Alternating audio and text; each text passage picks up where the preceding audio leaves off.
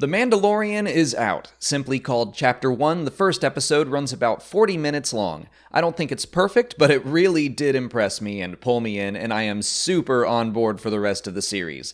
I'm just going to start talking about it with spoilers, so if you haven't watched it yet, go do that first.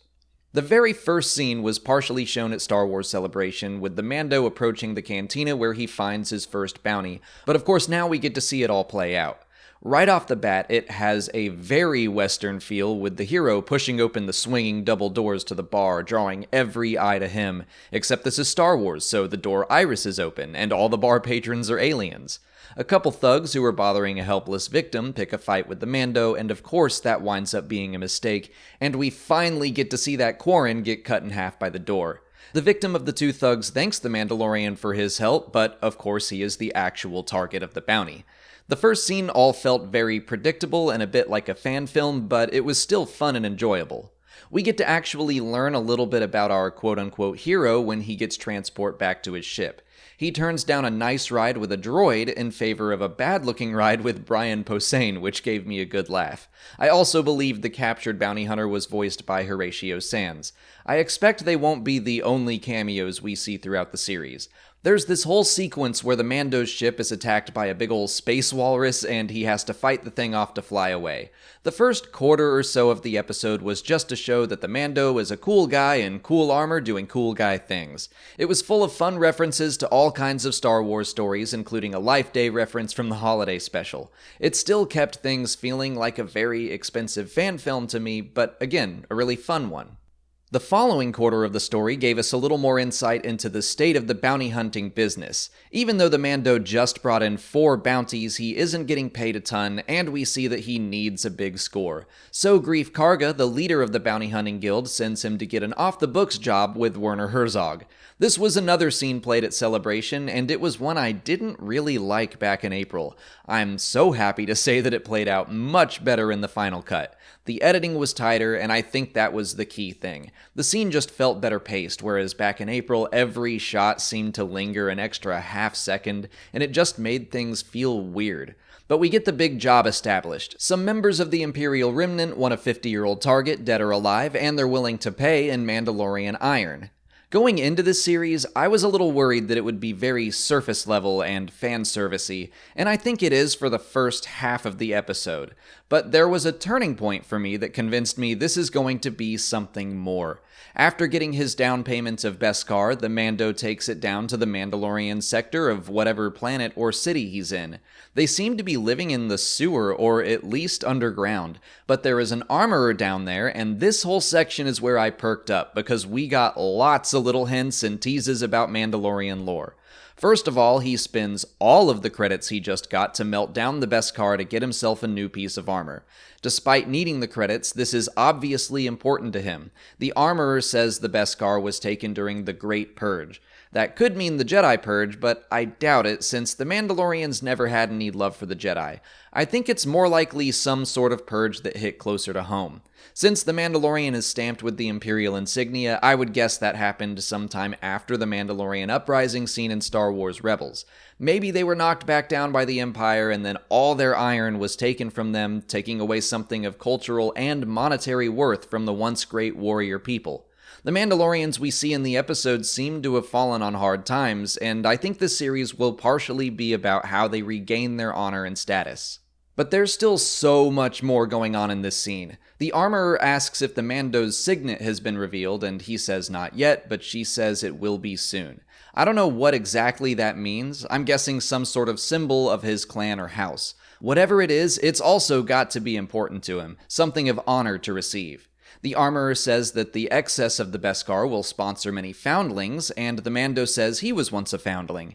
As the armor is being forged, we see flashbacks of the Mando's past, a separatist attack from the Clone Wars, which is why he wouldn't be too fond of droids. Credit where it's due, Molly was the one that guessed that kid was the Mandalorian when we were watching the trailers. It hadn't even occurred to me that we'd see him in flashbacks. But I would guess a foundling is an orphan of some kind. But beyond that, I don't think he's a natural-born Mandalorian. I think we'll learn that foundlings are children who are taken in by Mandalorians to be trained in their ways. We might see more of this flashback down the line where the young Mando is rescued and taken in by some clan like the Protectors of Concord Dawn. I love that idea that the Mando is an outsider of sorts. He feels like he needs to prove himself. That's why the armor is worth spending all of his credits on, why he never takes off his helmet. It's because it connects him with an identity that he hasn't fully accepted for himself. One of the messages of this show could be that where you come from isn't as important as who you are. If we continue to dive into the hard times that fell upon the Mandalorian people, we could see them regain their honor through the actions of someone that isn't technically one of them. This is all conjecture right now, but my point is, this whole sequence is where the series really grabbed me and got me thinking. It proved to me that this would be more than just a cool guy in cool armor doing cool guy things, and I'm so happy about that.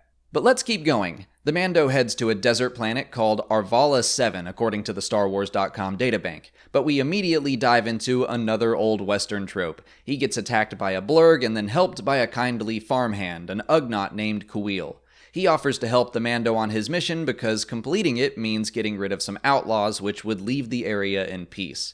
But first, the Mando has to learn to ride a blurg. Again, we're messing with Western tropes where the hero has to tame a wild steed.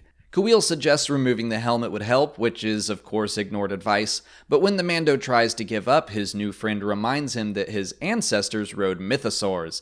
Those were huge dragon-like creatures, the skulls of which became used as a symbol for Mandalore, like the one seen at the Armorer's Den. The jab about the great things his people were once known for pushes the Mando to try again, and this time he is successful. Basically, the way to get the Mandalorian to do anything is to say, well, a real Mandalorian could do it.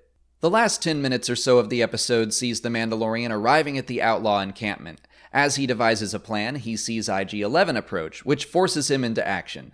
I think I could watch that droid fight for hours and not get tired of it. I love the way he moves and shoots. It looks spectacular.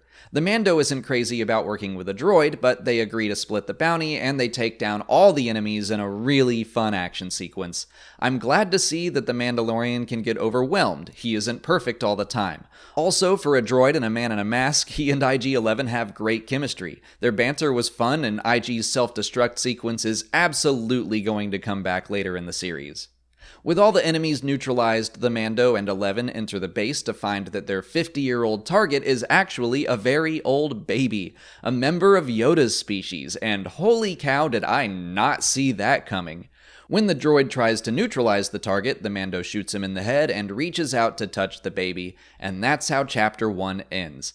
I have mixed feelings about this development. On the one hand, I am so surprised and excited to be surprised about seeing Yoda's species. On the other hand, I don't really want to learn too much about Yoda's species. I also thought back in April when we saw the Werner Herzog scene that the target would be a child, which feels cliché, but this is still a unique spin on the idea. There are pros and cons to the whole thing, but ultimately I walked away from the episode with a big ol' smile on my face, excited to see what's going to happen on Friday. First, I'm positive IG-11 isn't down for the count. He'll wake up and he'll be mad, probably chasing after the Mando for shooting him in the head and stealing the bounty, which, by the way, is illegal according to the code of the Bounty Hunters Guild. This whole thing could land the Mando in a lot of trouble with grief. Second, what does the Imperial Remnant want with who I'm going to call Baby Yoda for simplicity's sake? I think the guy in glasses wants to study him, maybe learn about the Force, although we don't know for sure that Baby Yoda is Force sensitive, but Yoda and Yaddle were, so I think it's likely we'll be 3 for 3 there. Maybe the whole species is Force sensitive and the Empire wants to find out what makes that happen. But again, I don't think I want to learn that much about the species. I think it would be better if we don't figure out why the Empire wants this baby and we can just leave it up to the imagination. What it's really going to come down to is the Mandalorian's choice. Will he turn the baby over? The obvious guess is no, but he'll have to decide what's more important to him, getting more Beskar and more armor, or doing the right thing. What does it mean to be a Mandalorian? Is appearance more important than actions? We're only 1 episode in, and it's already juicier than I was expecting it to be. I did still get a very expensive fan film vibe from the whole thing, but I think that was the nature of opening the series with a bunch of fan service and focusing on pulling people in with what they expect: cool bounty hunting action. The second half of the episode started to peel away from all that. I do think the episode was a little short, it was paced very well, and I'd prefer that over something that dragged, but I was hoping we'd get closer to an hour of new Star Wars every episode. That's not to say future episodes won't be longer, and I hope they are. I thought Chapter 1 was a very solid start that adequately hooked me, and I think it will only get better. Also, a ton of the footage in the trailers was taken from this episode alone, so I think we're in for a lot more surprises. I already can't wait for Friday. But let me know what you thought of the very first episode of The Mandalorian in the comments. We'll be back later today with a long discussion about Chapter 1. Until then, please like this video, subscribe to the channel to keep up with coverage on all the Mandalorian episodes as they release, follow us on Twitter, Instagram, and Facebook, and consider checking out our Patreon page where we'll be releasing audio commentaries for all the Mandalorian episodes. As always, thanks for watching, and may the Force be with you.